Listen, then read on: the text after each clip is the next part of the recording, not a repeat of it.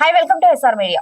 సముద్రంలో ఏర్పడిన ఆస్మా తుఫాన్ కారణంగా ఉమ్మడి ఆదిలాబాద్ జిల్లా వ్యాప్తంగా విస్తారంగా వర్షాలు కురుస్తున్నాయి. వాగులు వంకలు పొంగి పొర్లుతున్నాయి. నిర్మల్ జిల్లా బైన్సా డిపోకు చెందిన ఆర్టీసీ బస్సు సూర్యాపూర్ గ్రామానికి వెళ్లి వస్తుండగా కుంటాల మండలం లింబగ్రామ సమీపంలో వాగు మధ్యలో చిక్కుకుంది. అందులో డ్రైవర్, కండక్టర్ తో పాటు ఓ మహిళా ప్రయాణికురాలు వరద ఉధృతి తగ్గేంత వరకు 5 గంటల పాటు బస్సులోనే ఉండిపోయారు. జైనాథ్ మండలం ఆనందపూర్ గ్రామ సమీపంలో మహారాష్ట్ర, తెలంగాణ సరిహద్దులో గల పెన్ గంగా నది ఉగ్రరూపం దాల్చింది. వంతెనపై నుండి భారీగా వరద నీరు ప్రవహించడంతో 2 రాష్ట్రాలకు రాకపోకలు నిలిచిపోయాయి.